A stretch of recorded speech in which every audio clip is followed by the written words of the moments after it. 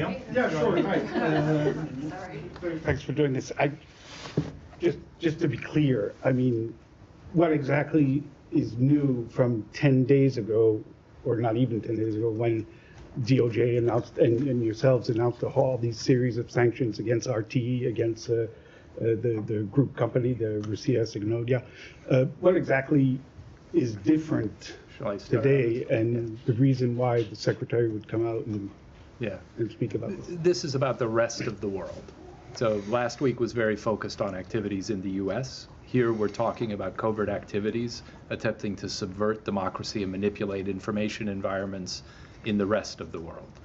And Jamie may have some examples of this, but I just want to call attention to one of the sentences the secretary said. He's instructed diplomats globally to share information we have about what Russia is doing and to engage with our partners in trying to remove this threat to democracy and accurate information around the globe. So part of what we will be doing, picking up from this, is to engage globally and systematically with our partners over time to keep going at the structure Russia's built to influence operations around the world. And so you'll see more of this over time as we work, and we'll be working with our partners.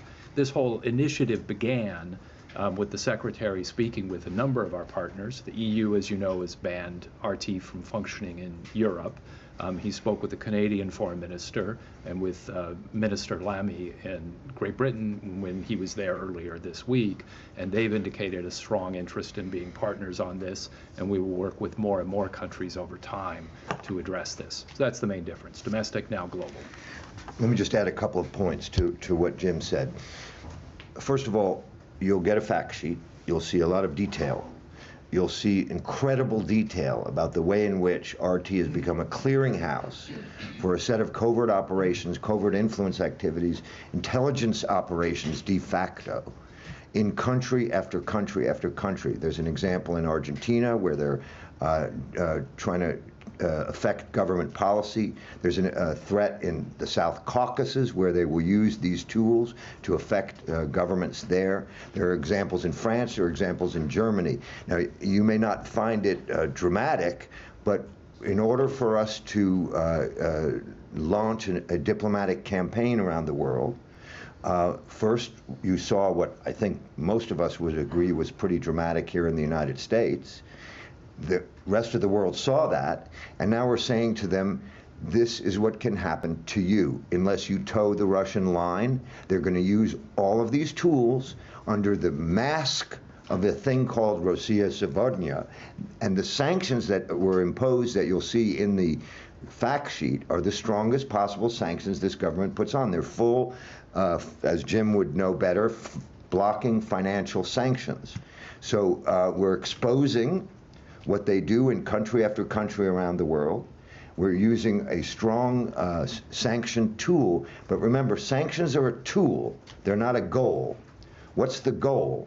The goal is for the rest of the world, and remember, you've asked questions for Matt for months and months about, the global South and why there's not more support for Ukraine in this part of the Middle East or that part of Latin America or this part of Africa.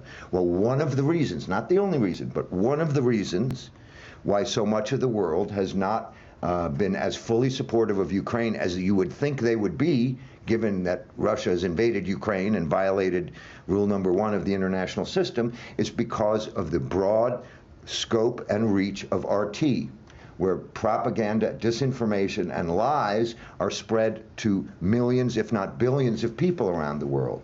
What we're asking and what we're going to do, and Jim has warned me against this, but I'm going to do it anyway, is to use an analogy. Okay? It's only an analogy. It's not a precise comparison.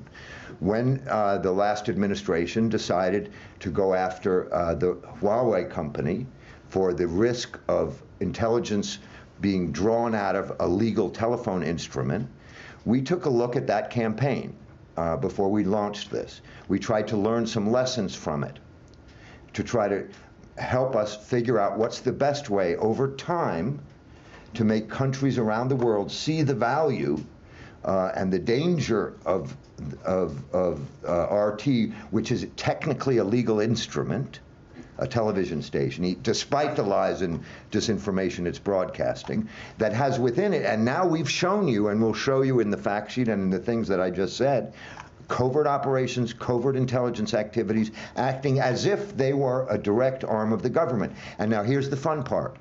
They've admitted it. Go look at what the leader of RT has said. They have said they are operating under direct instruction of Vladimir Putin.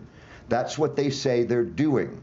And we're saying they're fully integrated into the intelligence operations of the Russian government.